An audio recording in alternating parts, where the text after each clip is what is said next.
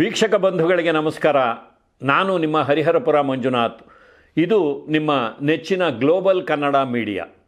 ಹೌದು, ಇಷ್ಟು ದಿನ ನಾವು ಟೋಟಲ್ ಕನ್ನಡ ಮೀಡಿಯಾ ಎನ್ನುವ ಹೆಸರಿನಲ್ಲಿ 5-6 ವರ್ಷಗಳಿಂದ ನಿಮ್ಮ ಮುಂದೆ ಸಂಚಿಕೆಗಳನ್ನು ತರ್ತಾ ಇದ್ವು. ಇನ್ನು ಮುಂದೆ ನಮ್ಮ ಹೆಸರು ಗ್ಲೋಬಲ್ ಕನ್ನಡ ಮೀಡಿಯಾ ಅಂತ ಬದಲಾಗ್ತಾ ಇರೋದು ಬರೀ ಹೆಸರು ಮಾತ್ರ. ನಮ್ಮ ಧ್ಯೇಯ, ಧೋರಣೆ, ಸಿದ್ಧಾಂತ ಇವು ಯಾವುದೂ ಬದಲಾಗೋದಿಲ್ಲ. ನಿಮ್ಮ ಮನರಂಜನೆಯ ಜೊತೆಗೆ ಮನೋವಿಕಾಸಕ್ಕೆ ಪೂರಕವಾಗಿರುವಂಥ ಬೇರೆ ಬೇರೆ ವಿಚಾರಗಳ ಎಲ್ಲ ಸಂಚಿಕೆಗಳು ಎಂದಿನಂತೆ ನಿಮ್ಮ ಮುಂದೆ ಬರ್ತಾ ಇರುತ್ತೆ. ಇದ್ದಕ್ಕಿದ್ದ ಹಾಗೆ ಹೆಸರನ್ನು ಬದಲಾಯಿಸುವಂಥ ಪರಿಸ್ಥಿತಿ ಯಾಕೆ ಬಂತು ಅನ್ನೋದನ್ನು ನಿಮ್ಮಲ್ಲಿ ಹಂಚ್ಕೋಬೇಕಾಗಿದೆ. ನೋಡಿ, ಟೋಟಲ್ ಕನ್ನಡ ಅನ್ನೋದು ಒಂದು ಪುಸ್ತಕ ಪ್ರಕಾಶನ ಸಂಸ್ಥೆ ಹಾಗೂ ಪುಸ್ತಕ ಮಾರಾಟ ಸಂಸ್ಥೆ. ಅದು ಜಯನಗರ 4ನೇ ಬ್ಲಾಕ್ನಲ್ಲಿ ಅಂಗಡಿ ಇದೆ. ಲಕ್ಷ್ಮೀಕಾಂತ್ ಅವರು ಅದರ ಮಾಲೀಕರು. ಅದೇ ಒಂದು ಅಂಗಡಿಯ ಅಡಿಯಲ್ಲಿ ಈ ಒಂದು ವಾಹಿನಿ ಆರಂಭ ಆಗಿತ್ತು. 2022ರಲ್ಲಿ ಮೋಹನ್ ಕಾಮಾಕ್ಷಿ ಅವರು ಟೋಟಲ್ ಕನ್ನಡ ಮೀಡಿಯಾ ಎನ್ನುವ ಹೆಸರಿನಲ್ಲಿ ಈ ವಾಹಿನಿಯ ಮಾಲೀಕರಾಗಿ ಅದನ್ನು ನಡೆಸ್ಕೊಂಡು ಹೋಗ್ತಾ ಇದ್ದಾರೆ. ಅವರ ಜೊತೆಯಲ್ಲಿ ನಾನು ನಿರೂಪಕನಾಗಿ ಹೆಗಲು ಕೊಟ್ಟಿದ್ದೀನಿ. ಜೊತೆಗೆ ನಮ್ಮ ಶ್ರೀಧರ ಮೂರ್ತಿಯವರು ಕೂಡ ಜೊತೆಗಿದ್ದಾರೆ. ಅಂದರೆ ಇದೊಂದು ಪುಟ್ಟ ಸಂಸ್ಥೆ. ತುಂಬ ಆರ್ಥಿಕ ಬಲ ಇರುವಂಥ ಯಾರೋ ಒಬ್ಬರು ಬಂಡವಾಳಶಾಹಿಗಳು ನಡೆಸುವಂಥ ಒಂದು ಯೂಟ್ಯೂಬ್ ಚಾನಲ್ ಅಲ್ಲ. ನಾವು ನಮ್ಮ ಶ್ರಮವನ್ನು ಹಾಕಿ ಅಧ್ಯಯನ ಮಾಡಿ ಬುದ್ಧಿಶಕ್ತಿಯಿಂದ ನಡೆಸ್ತಾ ಇರುವಂಥ ಒಂದು ಸಂಸ್ಥೆಯೇ ಹೊರತು ಹಣಕಾಸಿನ ಬಲದಿಂದ ನಡೆಸ್ತಾ ಇರುವಂಥ ಸಂಸ್ಥೆ ಅಲ್ಲ. ಹೆಸರನ್ನು ಬದಲಾಯಿಸೋದು ಯಾಕೆ ಅಂದರೆ, ಟೋಟಲ್ ಕನ್ನಡ ಅಂತ ಇಟ್ಕೊಂಡ ತಕ್ಷಣ ನೀವು ಕನ್ನಡ ಅಂತೀರಿ, ಟೋಟಲ್ ಅನ್ನೋ ಪದವನ್ನು ಇಂಗ್ಲೀಷಿಂದ ಬಳಸ್ತೀರಿ, ಯಾಕೆ ಕನ್ನಡದಲ್ಲಿ ಅದಕ್ಕೆ ಪದ ಇಲ್ವಾ ಅಂತ ಅನೇಕರು ಕೇಳ್ತಾರೆ. ನಾವು ಟೋಟಲ್ ಕನ್ನಡ ಅನ್ನುವ ಹೆಸರನ್ನು ಉದ್ದೇಶಪೂರ್ವಕವಾಗಿ ಇಟ್ಕೊಂಡಿದ್ದಲ್ಲ.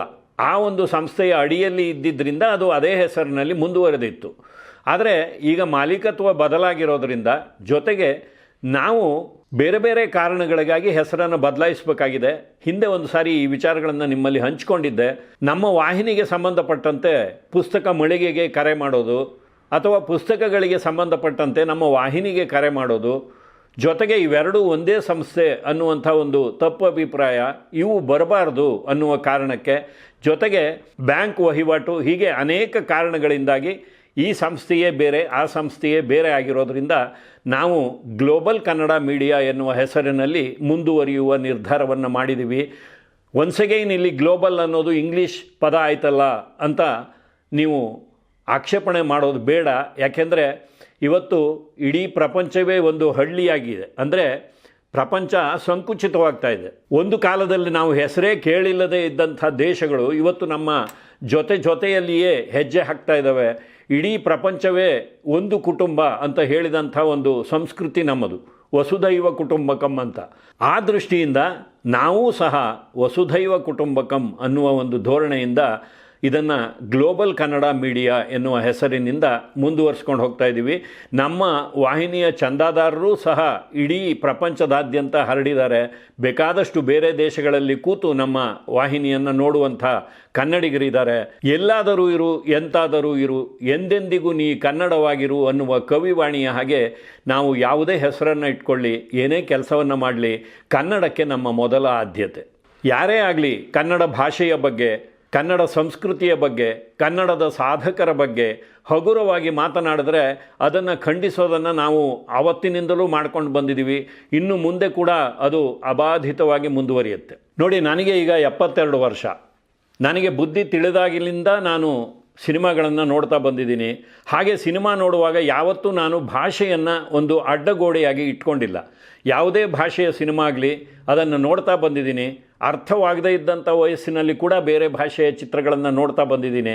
ನಾನು ಖಂಡಿತವಾಗಿ ಹೇಳಬಲ್ಲೆ, ಚಲನಚಿತ್ರಗಳನ್ನು ನೋಡೋದರಿಂದಾಗಿ ನಮ್ಮ ಭಾಷಾ ಜ್ಞಾನ ಖಂಡಿತವಾಗಿಯೂ ಬೆಳೆದಿದೆ. ನಾನು ಕಣ್ಣಾರೆ ಕಂಡಂಥ ವಿಚಾರ ಇದು. ಅನೇಕರು ನಮ್ಮ ಜೊತೆಗಾರರು ಅದನ್ನು ಹೇಳ್ತಾರೆ. ಯಾಕೆಂದರೆ ನಾವು ಶಾಲೆಯಲ್ಲಿ ಹಿಂದಿ ಕಲಿತಿದ್ದಕ್ಕಿಂತ ಹೆಚ್ಚು ಹಿಂದಿ ಸಿನಿಮಾಗಳನ್ನು ನೋಡಿ ಕಲಿತಿದ್ದು. ಅಲ್ಲಿ ಯಾವುದೋ ಒಂದು ಹಾಡನ್ನು ಕೇಳ್ತೀವಿ, ಯಾವುದೋ ಒಂದು ಸಂಭಾಷಣೆಯನ್ನು ಕೇಳಿಸ್ಕೋತೀವಿ, ಅದರ ಅರ್ಥ ಏನು ಅಂತ ಹುಡುಕ್ತಾ ಹೋಗ್ತೀವಿ. ಅದಕ್ಕಾಗಿ ಡಿಕ್ಷನರಿಗಳಿದ್ದಾವೆ. ಆದರೆ ಎಲ್ಲವನ್ನೂ ನಾವು ಅರ್ಥ ಮಾಡ್ಕೊಳ್ಳೋದು ಕನ್ನಡದಲ್ಲಿ, ನಾವು ಯೋಚಿಸೋದು ಕನ್ನಡದಲ್ಲಿ. ನಿಮಗೆ ನಾನು ಹಾಲಿವುಡ್ ವಿಚಾರಗಳನ್ನು ಹೇಳಬಹುದು ಅಥವಾ ಹಿಂದಿ ಚಿತ್ರರಂಗದ ವಿಚಾರಗಳನ್ನು ಹೇಳಬಹುದು. ಭಾರತದ ಬೇರೆ ಯಾವುದೇ ಭಾಷೆಯ ಚಿತ್ರಗಳ ಬಗ್ಗೆ, ನಟರ ಬಗ್ಗೆ, ತಂತ್ರಜ್ಞರ ಬಗ್ಗೆ, ಸಾಧಕರ ಬಗ್ಗೆ ಜೊತೆಗೆ ದಕ್ಷಿಣ ಭಾರತದ ಚಿತ್ರಗಳ ಬಗ್ಗೆ ಇವೆಲ್ಲದರ ಬಗ್ಗೆ ನಾನು ಮಾಹಿತಿಯನ್ನು ಕೊಡಬಲ್ಲೆ. ಹಾಗೆ ಕೊಡುವಾಗ ನಾನು ಬಳಸುವ ಭಾಷೆ ಕನ್ನಡ. ಅಂದರೆ ನಿಮಗೆ ಮಾಹಿತಿ ದೊರೆಯೋದು ಕನ್ನಡದಲ್ಲಿ. ಹೇಗೆ ನೀವು ಒಂದು ದಿನಪತ್ರಿಕೆಯನ್ನು ತಗೊಂಡ್ರೆ ಅಲ್ಲಿ ಇಂಟರ್ನ್ಯಾಷನಲ್ ನ್ಯೂಸ್ ಇರುತ್ತೆ, ನ್ಯಾಷನಲ್ ನ್ಯೂಸ್ ಇರುತ್ತೆ, ರಾಜ್ಯದ ಸುದ್ದಿ ಕೂಡ ಇರುತ್ತೆ, ಕ್ರೀಡಾ ಸುದ್ದಿ ಇರುತ್ತೆ, ಧಾರ್ಮಿಕ ಸುದ್ದಿಗಳು ಇರುತ್ತೆ. ಎಲ್ಲವನ್ನೂ ಹೇಗೆ ನೀವು ಸ್ವೀಕಾರ ಮಾಡ್ತೀರೋ ಹಾಗೆ ಒಂದು ಯೂಟ್ಯೂಬ್ ಚಾನಲ್ ಅಂದಾಗ ಅಲ್ಲಿ ಕೂಡ ಎಲ್ಲವನ್ನೂ ಅಕ್ಸೆಪ್ಟ್ ಮಾಡಿಕೊಳ್ಳುವಂಥ ಒಂದು ಮನೋಭಾವ ನಮ್ಮಲ್ಲಿ ಬರಬೇಕು. ಅಂಥ ಒಂದು ವಿಶಾಲ ಮನೋಭಾವ ಇದ್ದರೆ ನಾವು ಮತ್ತಷ್ಟು ಬೆಳೀಬೋದು. ನೋಡಿ, ಕನ್ನಡಿಗರು ಭಾಷಾ ದುರಭಿಮಾನಿಗಳಾಗಿದ್ದರೆ, ಸಂಕುಚಿತ ಮನೋಭಾವವನ್ನು ಹೊಂದಿದರೆ ಖಂಡಿತವಾಗಿಯೂ ಈ ಮಟ್ಟಕ್ಕೆ ಬೆಳೆಯೋದಕ್ಕೆ ಸಾಧ್ಯವಾಗ್ತಾ ಇರಲಿಲ್ಲ. ನೆರೆನಾಡಿನಿಂದ ಬಂದು ನಮ್ಮಲ್ಲಿ ನೆಲೆ ನಿಂತಹ ತೆಲುಗು, ತಮಿಳು, ಮಲಯಾಳಂ ಬಾಂಧವರ ಭಾಷೆಯನ್ನು ಕೂಡ ಅರ್ಥ ಮಾಡಿಕೊಳ್ಳುವ ಪ್ರಯತ್ನವನ್ನು ಮಾಡಿದ್ದೀವಿ. ಇಂಗ್ಲೀಷನ್ನು ಕಲ್ತಿದ್ದೀವಿ, ಹಿಂದಿಯನ್ನು ಕಲ್ತಿದ್ದೀವಿ. ಹಾಗಾಗಿಯೇ ಇವತ್ತು ಕನ್ನಡಿಗರು ವಿಶ್ವದಲ್ಲಿ ಎಲ್ಲಿ ಹೋದರೂ ಜಯಿಸಿಕೊಂಡು ಬರ್ತಾರೆ. ಆದರೆ ನೆರೆ ಹೊರೆಯ ಎಷ್ಟೋ ಜನ ಬೇರೆ ಬೇರೆ ಕಡೆಗಳಿಗೆ ಹೋದಾಗ ಆ ಭಾಷೆಯ ಒಂದು ಗೊಂದಲದಿಂದಾಗಿ ಸಾಕಷ್ಟು ತೊಂದರೆಯನ್ನು ಅನುಭವಿಸಿರೋದನ್ನು ನಾವು ಕೇಳಿದ್ದೀವಿ. ಅಂದರೆ ಯಾವುದೇ ಒಂದು ಭಾಷೆಯನ್ನು ಕಲಿಯೋದಕ್ಕೆ ನಾವು ನಮ್ಮ ಭಾಷೆಯ ಅಭಿಮಾನವನ್ನು ಅತಿಯಾಗಿ ಇಟ್ಕೊಂಡು ಆ ಭಾಷೆಯನ್ನು ಕಲಿಬಾರ್ದು ಅನ್ನುವಂಥ ಒಂದು ಸಂಕುಚಿತ ಮನೋಭಾವವನ್ನು ಇಟ್ಕೋಬಾರ್ದು. ನೀವು ಬೇರೆ ಬೇರೆ ಭಾಷೆಗಳನ್ನು ಕಲಿತ್ರೆ ಆ ಭಾಷೆಯಲ್ಲಿರುವ ಎಲ್ಲ ಜ್ಞಾನವೂ ನಿಮ್ಮದಾಗತ್ತೆ. ಅದನ್ನು ನೀವು ನಮ್ಮ ಭಾಷೆಯಲ್ಲಿಯೇ ನಮ್ಮ ಮುಂದಿನ ಪೀಳಿಗೆಗೆ ಉಣಬಡಿಸಬಹುದು. ಆ ಕೆಲಸವನ್ನು ನಾವು ಮಾಡ್ತಾಯಿದ್ದೀವಿ. ಜೊತೆಗೆ ನಾನು ಆಗಲೇ ಹೇಳಿದ ಹಾಗೆ ನಮ್ಮದೊಂದು ಸಣ್ಣ ಸಂಸ್ಥೆ. ನಮಗೂ ಕೂಡ ಆರ್ಥಿಕವಾಗಿ ಈ ಸಂಚಿಕೆಗಳನ್ನು ನಿಮ್ಮ ಮುಂದೆ ತರೋದಕ್ಕೆ ಆ ನಿರ್ಮಾಣ ವೆಚ್ಚವಾದರೂ ನಮಗೆ ಸಿಗಬೇಕಾಗತ್ತೆ. ಅದು ಸಿಗಬೇಕು ಅಂದಾಗ ನಾವು ಕನ್ನಡಕ್ಕಾಗಿಯೇ ಮೀಸಲಾಗಿದ್ದೀವಿ ಅಂತ ಹೇಳಿ ಒಂದು ನಿಯಮಿತವಾದ ಪರಿಧಿಯಲ್ಲಿ ಅಷ್ಟನ್ನೇ ನಿಮಗೆ ಉಣಬಡಿಸಿದರೆ ನಾವು ಸರ್ವೈವ್ ಆಗೋದಕ್ಕೆ ಸಾಧ್ಯವಾಗಲ್ಲ. ಅದಕ್ಕಾಗಿಯೇ ಮೌಲ್ಯಯುತವಾದ ಬೇರೆ ಭಾಷೆಯ ಚಿತ್ರಗಳ ಬಗ್ಗೆ, ಬೇರೆ ಸಾಧಕರ ಬಗ್ಗೆ, ಬೇರೆ ಬೇರೆ ವಿಚಾರಗಳ ಬಗ್ಗೆ ಕೂಡ ನಾವು ನಿಮಗೆ ಸಂಚಿಕೆಗಳನ್ನು ಉಣಬಡಿಸ್ತಾ ಇದ್ದೀವಿ. ಜೂನ್ 1ನೇ ತಾರೀಕು 2026ನೇ ಇಸ್ವಿ ಅಂದರೆ ನಾಳೆಯಿಂದ ಈ ಗ್ಲೋಬಲ್ ಕನ್ನಡ ಮೀಡಿಯಾ ನಿಮ್ಮ ಮಡಿಲಿಗೆ ಬರ್ತಾ ಇದೆ. ಇಲ್ಲಿ ಬರುವ ಎಲ್ಲ ಸಂಚಿಕೆಗಳನ್ನು ನೀವು ನೋಡಿ ನಮ್ಮಲ್ಲಿ ಏನು ಬದಲಾವಣೆ ಆಗಬೇಕು, ಯಾವ ರೀತಿಯ ಸಂಚಿಕೆಗಳನ್ನು ನೀವು ಇಷ್ಟಪಡ್ತೀರಿ ಅನ್ನೋದನ್ನು ನಿಮ್ಮ ಅಮೂಲ್ಯವಾದ ಸಲಹೆ ಸೂಚನೆಗಳ ಮೂಲಕ ನಮಗೆ ಕೊಡಬಹುದು. ನಮ್ಮ ವಾಹಿನಿಯನ್ನು ಸಬ್ಸ್ಕ್ರೈಬ್ ಮಾಡಿಕೊಂಡಿಲ್ಲ ಅಂದರೆ ಖಂಡಿತವಾಗಿಯೂ ಮಾಡ್ಕೊಳ್ಳಿ. ಬೆಲ್ ಐಕಾನನ್ನು ಒತ್ತಿ. ಎಲ್ಲ ಸಂಚಿಕೆಗಳು ನಿಮ್ಮ ಬಳಿಗೆ ಬರುತ್ತೆ. ಬಂದಿದ್ದನ್ನು ನೋಡಿ ಒಂದು ಲೈಕ್ ಬಟನನ್ನು ಒತ್ತಿ. ಹಾಗೆ ಮಾಡೋದರಿಂದ ಯೂಟ್ಯೂಬ್ ಹೆಚ್ಚು ಹೆಚ್ಚು ಜನರಿಗೆ ನಮ್ಮ ಸಂಚಿಕೆಗಳನ್ನು ತೋರಿಸುತ್ತೆ. ಇನ್ನೊಂದು ವಿಚಾರ, ನಾಳೆಯಿಂದ global Kannada media Facebook page ಕೂಡ ನಿಮಗೆ ಲಭ್ಯವಾಗುತ್ತೆ. ಇಲ್ಲಿ 15-16 ನಿಮಿಷಗಳ ಸಂಚಿಕೆ ನೋಡೋದಕ್ಕೆ ಕೆಲವರಿಗೆ ಸಮಯದ ಅಭಾವ ಇರುತ್ತೆ, ಅಥವಾ ಓದುವಂಥ ಪ್ರವೃತ್ತಿ ಇರುವವರಿಗೆ ಓದುವ ಮೂಲಕ ಮಾಹಿತಿಯನ್ನು ತಿಳಿದುಕೊಳ್ಳುವಂಥ ಒಂದು ವ್ಯವಸ್ಥೆಯನ್ನು ಕೂಡ ಈ ಒಂದು ಫೇಸ್ಬುಕ್ ಪೇಜನ್ನು ಓಪನ್ ಮಾಡುವ ಮೂಲಕ ನಿಮಗೆ ಲಭ್ಯವಾಗಿಸ್ತಾ ಇದ್ದೀವಿ. ಅದನ್ನು ಕೂಡ ನೀವು ನೋಡಬಹುದು. ಸುಮಾರು 6 ವರ್ಷಗಳಿಂದ ನಾವು ಸಂಚಿಕೆಗಳನ್ನು ಮಾಡ್ಕೊಂಡು ಬರ್ತಾಯಿದ್ದೀವಿ. 2500ಕ್ಕೂ ಹೆಚ್ಚು ಸಂಚಿಕೆಗಳು ನಮ್ಮಲ್ಲಿ ಲಭ್ಯವಿದೆ. ಅವುಗಳ ಪೈಕಿ ನಿಮಗೆ ಸಾಧಕರ ಸಂದರ್ಶನಗಳಿವೆ, ನಾಡು ಕಂಡ ರಾಜ್ಕುಮಾರ್ ಸರಣಿ ಇದೆ, ಸಾಧಕರ ಸನ್ನಿಧಿ, ಸಿನಿಮಾ ಸ್ವಾರಸ್ಯಗಳು, ಹೀಗೆ ಬೇರೆ ಬೇರೆ ಶೀರ್ಷಿಕೆಯಲ್ಲಿ ಅನೇಕ ಸಾಧಕರ ಬಗ್ಗೆ ನಾವು ಬೇಕಾದಷ್ಟು ಸಂಚಿಕೆಗಳನ್ನು ಮಾಡಿದ್ದೀವಿ. ನಾವು ಒಂದು ಸಂಚಿಕೆಯನ್ನು ಮಾಡಿದಾಗ ಕೆಲವರು ನೀವು ರಾಜ್ಕುಮಾರ್ ಅವರನ್ನು ಕುರಿತಂತೆ ಮಾತ್ರ ಮಾಡ್ತೀರಿ ಅನ್ನುವ ಒಂದು ತಪ್ಪು ಕಲ್ಪನೆಯನ್ನು ಅಲ್ಲಿ ಬಿತ್ತುವ ಪ್ರಯತ್ನವನ್ನು ಮಾಡ್ತಾರೆ. ನಾಡು ಕಂಡ ರಾಜ್ಕುಮಾರ್ ಸಂಚಿಕೆಗಳನ್ನು ಮಾಡಿರೋದೇ ಸುಮಾರು 200-250ರಷ್ಟು ಮಾತ್ರ. ಅಂದರೆ 10% ಮಾತ್ರ. ನಮ್ಮ ಸಂಚಿಕೆಗಳಿರೋದು 2500. ಇನ್ನು ಧೈರ್ಯವಾಗಿ ನಿಮ್ಮ ಮುಂದೆ ಒಂದು ಮಾತನ್ನು ಹೇಳೋದಕ್ಕೆ ಇಷ್ಟಪಡ್ತೀನಿ. ಕನ್ನಡದ ಯಾವುದೇ ಯೂಟ್ಯೂಬ್ ಚಾನಲ್ಗಳು ಮಾಡದೇ ಇರುವಷ್ಟು ಬೇರೆ ಬೇರೆ ಸಾಧಕರ ಕುರಿತಂತೆ ಸಂಚಿಕೆಗಳನ್ನು ನಾವು ಮಾಡಿದ್ದೀವಿ. ನೀವು ನಮ್ಮ ಎಲ್ಲ ಸಂಚಿಕೆಗಳನ್ನು ನೋಡಿದ್ರೆ ಅದು ನಿಮಗೆ ಗೊತ್ತಾಗುತ್ತೆ. ಎಷ್ಟೋ ಜನ ನಮ್ಮ ಚಂದಾದಾರರಲ್ಲಿ ಹಿರಿಯ ನಾಗರಿಕರೇ ಹೆಚ್ಚಾಗಿರೋದು. ಅವರಿಗೆ ಈ ಒಂದು ಸ್ಮಾರ್ಟ್ ಫೋನ್ನಲ್ಲಿ ಹಳೆಯ ಸಂಚಿಕೆಗಳನ್ನು ತೆಗೆಯೋದು ಹೇಗೆ ಅಂತ ಗೊತ್ತಾಗ್ತಾ ಇಲ್ಲ ಅಂತ ಹೇಳ್ತಾರೆ. ಕೆಲವು ಸಂದರ್ಭಗಳಲ್ಲಿ ನಾವು ಲಿಂಕನ್ನು ಕೊಟ್ಟಿರ್ತೀವಿ, ಆದರೆ ಇನ್ನು ಮುಂದೆ ಆ ಕಷ್ಟ ನಿಮಗಿರೋದಿಲ್ಲ. ಸುಮಾರು 6 ವರ್ಷಗಳ ಕಾಲ ನಾವು ಸಂಚಿಕೆಗಳನ್ನು ನಿಮಗೆ ಕೊಟ್ಟಿದ್ದೀವಿ. ಅದರಲ್ಲಿ ಒಂದಿಷ್ಟು ಸಂಚಿಕೆಗಳನ್ನು ಈಗ ನಾವು ಡಿಲೀಟ್ ಮಾಡ್ತಾಯಿದ್ದೀವಿ. ಹಾಗಂತ ನೀವು ನಿರಾಶರಾಗಬೇಕಾಗಿಲ್ಲ.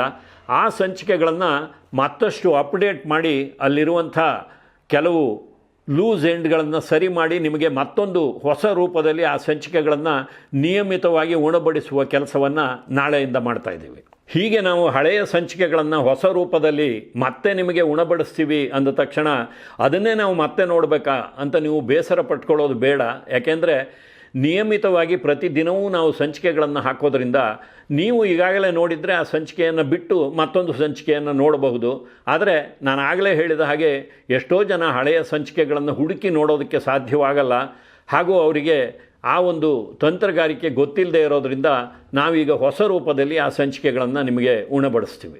ಹೀಗೆ ನಾವು ಮರುಪ್ರಸಾರ ಮಾಡಿದಾಗ ಎಷ್ಟೋ ಜನ ನಾವು ಇದನ್ನ ಈಗಾಗಲೇ ನೋಡಿದ್ದೀವಿ ಅಂತ ಕಮೆಂಟ್ ಹಾಕ್ತಾರೆ. ಖಂಡಿತ ನೀವು ನೋಡಿಲ್ಲ ಅಂತ ನಾವು ಹೇಳಲ್ಲ. ಹೇಗೆ ಒಂದು ಸಿನಿಮಾ ಕೂಡ ಮತ್ತೆ ಮತ್ತೆ ಬಿಡುಗಡೆಯಾಗಿ ಪ್ರದರ್ಶನವನ್ನು ಕಾಣುತ್ತೋ ಹಾಗೆ ಒಂದು ಪುಸ್ತಕವನ್ನು ಹೇಗೆ ನಾವು ಮತ್ತೆ ಮತ್ತೆ ಓದ್ತೀವೋ ಅದೇ ರೀತಿಯಲ್ಲಿ ಈ ಸಂಚಿಕೆಗಳು ಕೂಡ ನಿಮಗೆ ಮತ್ತೆ ಮತ್ತೆ ವೀಕ್ಷಣೆಗೆ ಲಭ್ಯವಾಗಲಿ, ಮರೆತಿರೋದನ್ನು ಮತ್ತೊಮ್ಮೆ ಜ್ಞಾಪಿಸಿಕೊಳ್ಳಲಿ, ಅಥವಾ ಯಾವುದಾದರೂ ಒಂದು ವಿಶೇಷ ಸಂದರ್ಭದಲ್ಲಿ ಆ ಒಂದು ಸಂಚಿಕೆಯನ್ನು ಕುರಿತಂತೆ ಆ ವ್ಯಕ್ತಿಯನ್ನು ಕುರಿತಂತೆ ನಾವು ಜ್ಞಾಪಿಸಿಕೊಳ್ಳಲೇಬೇಕಾದಾಗ ಮತ್ತೆ ಆ ಸಂಚಿಕೆಯನ್ನು ಪ್ರಸಾರ ಮಾಡುವಂಥ ಒಂದು ಪ್ರವೃತ್ತಿಯನ್ನು ನಾವು ಇಟ್ಕೊಂಡಿದ್ದೀವಿ ಹೊರತು ನಿಮಗೆ ಹಳೆಯದನ್ನೇ ಬಡಿಸಬೇಕು ಅಂತ ಅಲ್ಲ.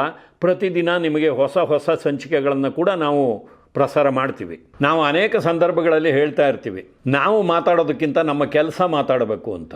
ನೋಡಿ, ನಮ್ಮ ವಾಹಿನಿಯಲ್ಲಿ ಅನೇಕರು ನಾವು ಮಾಡಿರುವಂಥ ಸಂಚಿಕೆಗಳನ್ನು ನೋಡಿ ನಮ್ಮ ಒಂದು ಧ್ಯೇಯ ಧೋರಣೆಗಳನ್ನು ಅರಿತುಕೊಂಡು ಅವರಾಗಿಯೇ ನಮ್ಮನ್ನು ಸಂಪರ್ಕಿಸಿ ನಮ್ಮಲ್ಲಿ ಬಂದು ಸಂದರ್ಶನವನ್ನು ಕೊಡ್ತಾರೆ, ತಮ್ಮ ಅನುಭವಗಳನ್ನು ಹಂಚ್ಕೋತಾರೆ. ಹಾಗೆ ಹಾಲುಜೇನು ರಾಮ್ಕುಮಾರ್ ಅವರು ನಮಗೆ ದಕ್ಕಿದ್ದು, ನಿರ್ದೇಶಕ ಚಿಕ್ಕಣ್ಣನವರು ಇಲ್ಲಿ ಬಂದು ಸಂಚಿಕೆಗಳನ್ನು ನಿಮಗಾಗಿ ಮಾಡಿದ್ದು, ನಾಳೆಯಿಂದ ರಾಜಕುಮಾರ್ ಅವರ ಒಡನಾಟದಲ್ಲಿ ಇದ್ದಂಥ ಒಬ್ಬ ಪ್ರಮುಖ ವ್ಯಕ್ತಿ ಪ್ರೇಮನಾಥ್ ಅವರು KMF ನಿರ್ದೇಶಕರಾಗಿದ್ದು ರಾಜಕುಮಾರ್ ಅವರಿಂದ ನಂದಿನಿ ಹಾಲಿನ ಒಂದು ಜಾಹೀರಾತನ್ನು ಉಚಿತವಾಗಿ ಕೊಡುವ ಮೂಲಕ ರೈತರಿಗೆ ಸಾಕಷ್ಟು ಸಹಾಯವನ್ನು ಮಾಡಿದಂಥ ಒಬ್ಬ ವಿಶಿಷ್ಟವಾದ ವ್ಯಕ್ತಿ. ಅವರು ಈಗಾಗಲೇ ಬೇರೆ ಬೇರೆ ವಾಹಿನಿಗಳಲ್ಲಿ ಸಂದರ್ಶನವನ್ನು ಕೊಟ್ಟಿದ್ದರೂ ಸಹ ನಮ್ಮ ವಾಹಿನಿಯ ಸಂಚಿಕೆಗಳನ್ನು ನೋಡಿ ಒಂದು ಬಾರಿ ನಿಮ್ಮನ್ನು ನೋಡಲೇಬೇಕು, ಜೊತೆಗೆ ನಿಮ್ಮ ವೀಕ್ಷಕರಲ್ಲಿ ನನ್ನ ಅನುಭವವನ್ನು ಹಂಚ್ಕೋಬೇಕು ಅನ್ನುವ ಒಂದು ದೊಡ್ಡ ಮನಸ್ಸಿನಿಂದಾಗಿ ನಮ್ಮ ವಾಹಿನಿಗೆ ಬಂದು ಸುದೀರ್ಘವಾದ ಒಂದು ಸಂದರ್ಶನವನ್ನು ಕೊಟ್ಟಿದ್ದಾರೆ. ಆ ಸಂಚಿಕೆಗಳನ್ನು ನಾಳೆಯಿಂದ ನೀವು ಗ್ಲೋಬಲ್ ಕನ್ನಡ ಮೀಡಿಯಾ ಹೆಸರಿನಲ್ಲಿ ನೋಡಲಿದ್ದೀರಿ.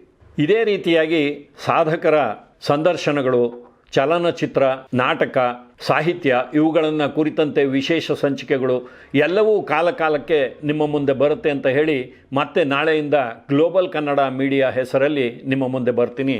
ನಮಸ್ಕಾರ.